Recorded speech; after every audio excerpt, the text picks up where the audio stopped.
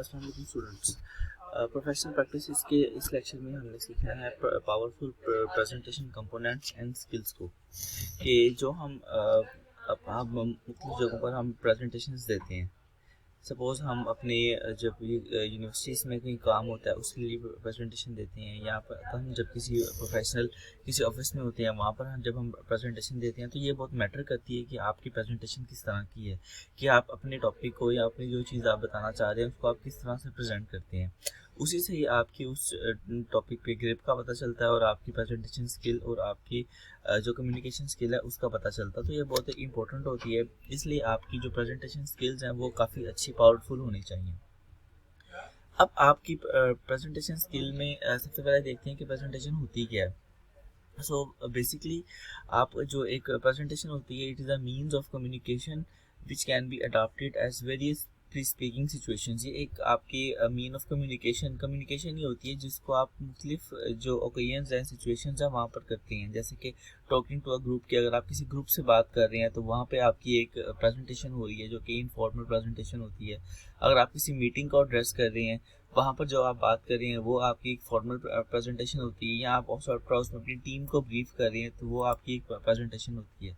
तो ये जो प्रेजेंटेशन स्किल्स होती हैं ये काफ़ी जो सिचुएशंस है वहाँ पर आप देते हैं। सपोज अगर आप अपने दोस्तों से बात भी कर रहे हैं तो वो भी एक आप अपनी आप एक प्रेजेंटेशन दे रहे हैं, लेकिन वो एक इनफॉर्मल प्रेजेंटेशन होती है। सो बेसिकली जो आपकी प्रेजेंटेशन स्किल्स होती हैं, जो आपके प्रेजेंटेशन कंपोनेंट्स होते हैं वो चार चीज़ें उस पर कंसिस्ट करती हैं। जैसे कि आप प्लान करते हो, प्रिपेयर करते हो, प्रैक्टिस करते हो और प्रेजेंट करते हो। इसको 4 P's भी आप बोल सकते हैं। पहला उसमें आता है प्लानिंग। तो बेसिकली प्लानिंग में क्या क्या चीज़ें होती हैं कि अभी आपने प्रेजेंटेशन के लिए आप सोच रहे हैं, प्लान कर रहे हैं। आप इसको इस तरह से समझें कि आपको किसी सॉफ्टवेयर हाउस में एक नया प्रोजेक्ट आया, उसकी आपको प्रेजेंटेशन देने के लिए कहा गया है। कि सपोज आप टीम लीड है, आपको एक जो प्रोजेक्ट मिला है और आपने अपनी जो टीम है, जो सबऑर्डिनेट्स हैं, उनको आपने प्रेजेंट करना है। तो आप पहले करेंगे प्लानिंग। अब प्लानिंग में आपका पहला क्वेश्चन है कि हु इज़ योर ऑडियंस, कि आपने जिससे बात करनी है कि वो आपकी ऑडियंस किस तरह की है। सपोज बाज़ दफ़ा होता है कि आपकी जो ऑडियंस होती है वो नॉन टेक्निकल होती है, तो वहाँ पर आपको फिर वो किसी और तरीके से उनको समझाना पड़ता है। समटाइम्स आपकी जो ऑडियंस होती है वो आपकी तरह की टेक्निकल होती है, तो फिर वहाँ पर आपको इतना इशू नहीं होता समझाने में। तो ये आपको देखना होता है कि आपकी ऑडियंस किस तरह की है, उसके हिसाब से आप अपने जो वर्ड्स हैं उसका इंतखाब करते हैं। जैसे कि अगर आप किसी टेक्निकल टीम को आपको प्रेजेंटेशन दे रहे हैं और वहाँ पर आपको उनको ये बताना पड़ता है कि आपने डेटाबेस में स्टोर करना है, तो आप जस्ट ये लफ्ज़ यूज़ कर सकते हैं कि you can store data in your database, उनको समझ आ जाएगी। लेकिन जहाँ पर आपकी जो ऑडियंस है वो नॉन टेक्निकल होती है, वहाँ पर आप उनको डेटाबेस का नहीं पता, उनको शायद डेटा का भी नहीं पता, तो वहाँ पर फिर आपको किसी और तरीके से बताना पड़ता है कि आपकी जो इन्फॉर्मेशन है या आपकी जो मालूमात है वो हमें एक जगह पर महफूज करनी होती है, या इस तरह के कुछ वर्ड्स जिससे उनको समझ आ जाए। तो आपके माइंड में ये होना चाहिए कि आपकी ऑडियंस क्या है। उसके बाद वाई आर दे देयर, कि वो क्यों है वहाँ पे, वो आपकी बात क्यों सुन रहे हैं, उनकी कोई ज़रूरत है या उनकी कोई मजबूरी है, वो आपको देखना होता है। उसके बाद व्हाट इज़ योर गोल, कि आप क्यों प्रेजेंटेशन दे रहे हैं, आपका मकसद क्या है। आपका मकसद उनको समझाना है, या आपका मकसद उनको गाइड करना है, या कुछ और आपका गोल है। How long will it be, ये आपके माइंड में होना चाहिए कि कितनी लेंथी होनी चाहिए, क्योंकि बाज़ दफ़ा कोई आम सी एक छोटे से टॉपिक की प्रेजेंटेशन जब बहुत ज़्यादा लेंथी हो जाती है तो वो फिर डिसलाइक की जाती है। तो where will it take place, कि ये होगी कहाँ पे, ये बड़ा मैटर करता है। कि आपने अगर कोई प्रेजेंटेशन देनी है और अगर आप उनको एक अच्छे इन्वायरमेंट में नहीं दे रहे, सपोज आपने उनको जिस जगह आप बैठे हुए हैं वो जगह को प्लेजेंट नहीं है, तो उनका इंटरेस्ट आपकी प्रेजेंटेशन में उस तरह से नहीं होगा जिस तरह से होना चाहिए। जब आप ये सारी चीज़ें प्लान कर लेते हो माइंड में कि ये चीज़ें में जो मुझे होनी है, कि आप सारा ऑडियंस कौन है, उनको किस तरह की प्रेजेंटेशन देनी है, सारा कुछ, उसके बाद आप उसकी तैयारी करते हैं, उसकी प्रिपरेशन करते हैं।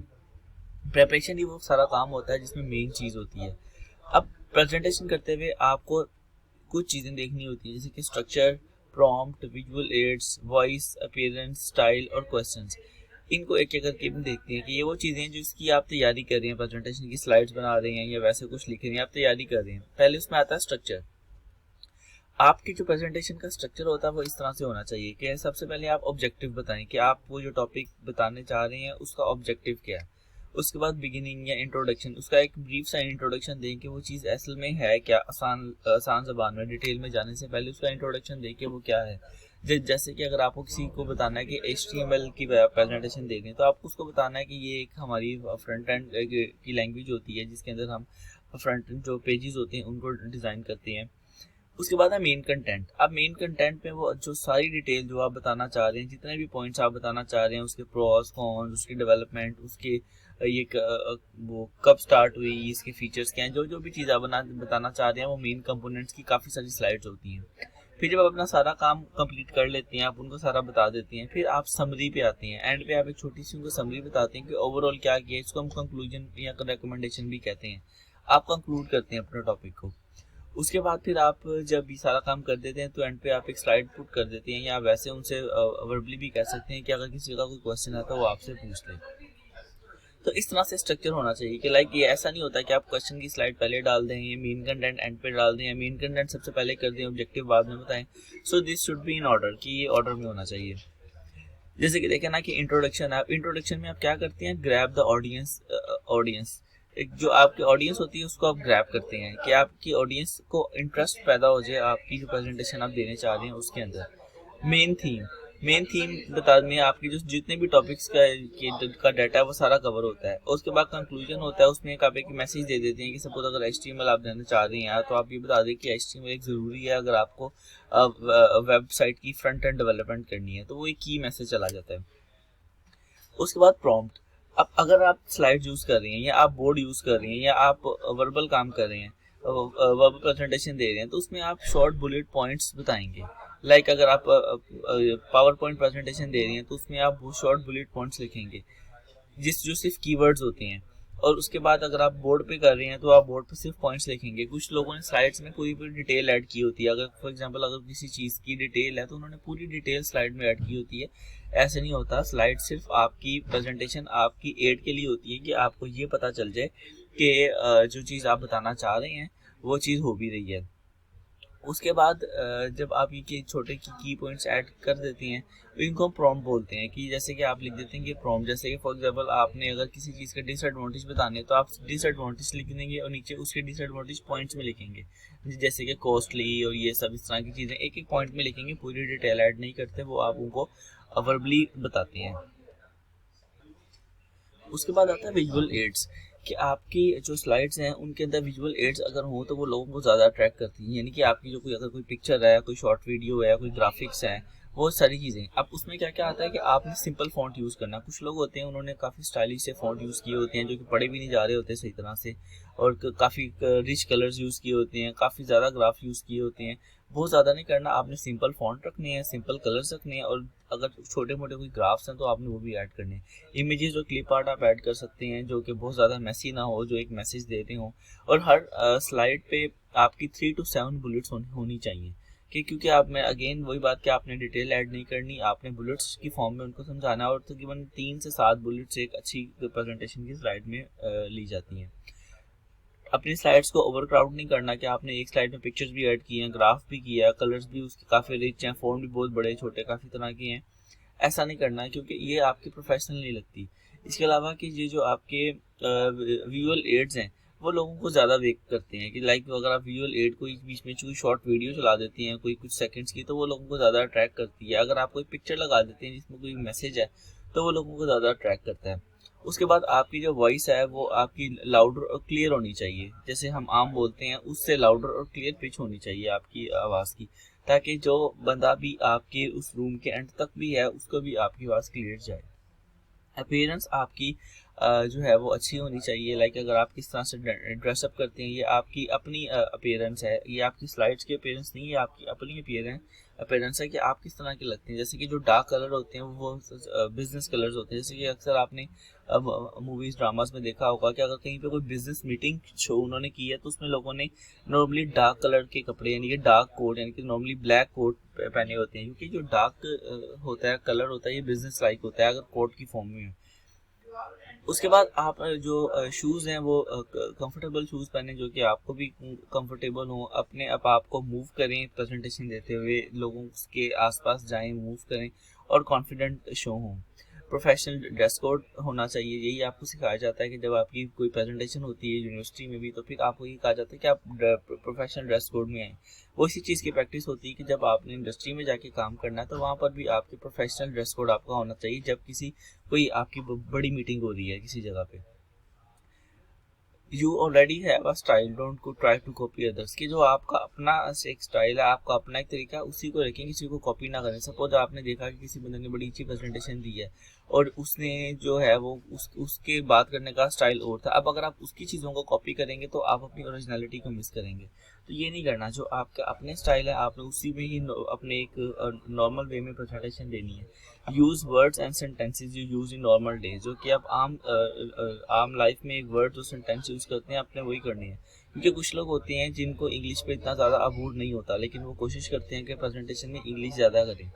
उस इंग्लिश में प्रेजेंटेशन देने की वजह से या उस इंग्लिश में प्रेजेंटेशन देने के चक्कर में उनके जो वर्ड्स होते हैं या उनके जो सेंटेंसेस होते हैं वो गलत होना शुरू हो जाती हैं, यानी कि उनको सही बोलना नहीं आता। इस वजह से उसकी जो एक इम्पैक्ट है वो बड़ा ख़राब हो जाता है।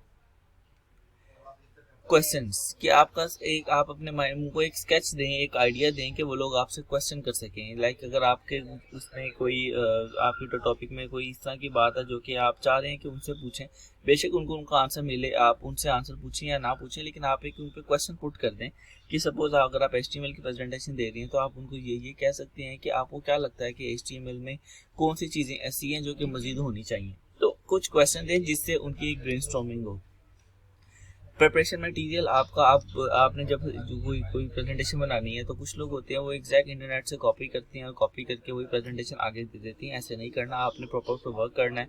यू कैन यूज़ और hand outs, you can use और पर्सनल नोट्स, इंटरनेट और विजुअल एड्स, कोई भी चीज़ें आप यूज़ कर सकते हैं और फिर आप अपनी एक खुद ही की कम्प्रीहेंसिव प्रेजेंटेशन क्रिएट करते हैं।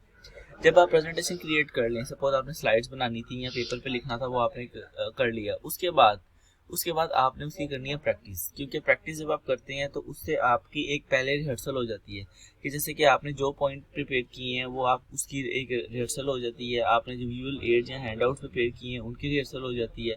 टाइम मैनेज हो जाता है कि अगर आपको एक प्रेजेंटेशन का टाइम मिला हुआ है 10 मिनट और आपकी प्रेजेंटेशन जो है वो काफ़ी ज़्यादा, तो आपने और उस वक्त अगर आपका टाइम ख़त्म हो गया और प्रेजेंटेशन की टॉपिक की स्लाइड्स रहती हैं तो वहाँ पर इन्वेस्टमेंट भी होती है और आपकी बात भी पूरी नहीं होती। इसलिए आप पहले ही उसको एक खुद से एक रिहर्सल कर लें ताकि आपको पता चल जाए कि आपकी जो टाइम मैनेजमेंट है उस स्लाइड में पूरी हो रही है कि नहीं। इसके अलावा आप एक बड़ा अच्छा वे होता है कि आप मिरर के सामने किसी फ्रेंड के सामने रिहर्सल करें ताकि आपको ऑडियंस को फेस करने का एक जो हेजिटेशन है वो दूर हो जाए। इसके बाद जब आपने प्रेजेंट करना है तो आपने एक स्ट्रॉन्ग स्टार्ट करना है, एक अच्छे तरीके से स्टार्ट करना है। अपनी ऑडियंस को पहले 2-3 मिनट में इंगेज करना होता है, क्योंकि अगर आपकी ऑडियंस शुरू में इंगेज ना हो तो वो बाद में भी नहीं होती। तो आपने उनको शुरू में इंगेज करना ताकि वो आपकी बात सुने, अपने पैशन से उनको बात बतानी है और आई कॉन्टैक्ट उनसे रखना है।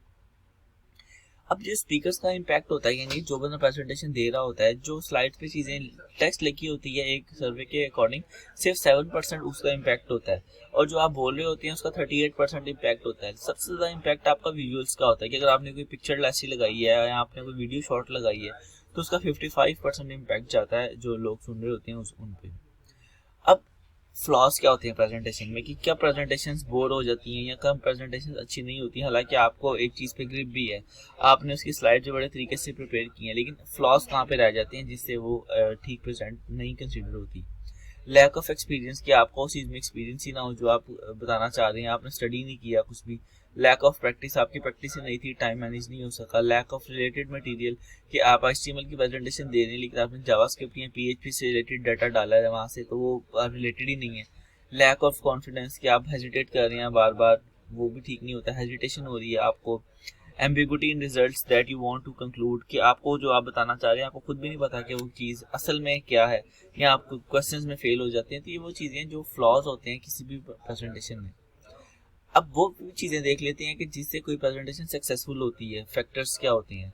बी ओवर प्रिपेयर्ड, अपने आप को बहुत अच्छी तरह से प्रिपेयर करें। रिहर्स एंड प्रैक्टिस, रिहर्सल करें, प्रैक्टिस करें। अपने टॉपिक पे आपको ग्रिप होनी चाहिए, अपने सब्जेक्ट पे आपको ग्रिप होनी चाहिए। बी पॉजिटिव, अगर कोई बंदा इस तरह की बात करता है तो आपको उसको उसकी क्रिटिसिज्म को पॉजिटिवली लेना है और स्ट्रेस नहीं लेनी। सपोज बाज़ दफ़ा जो आपके कोलीग्स होती हैं या आपके फ्रेंड्स होते हैं, खासतौर पर ऑफिस में जो कोलीग्स होती हैं, वो आपसे क्वेश्चन करके स्ट्रेस पुट करने की कोशिश करती हैं, तो वो आपने स्ट्रेस में नहीं आना।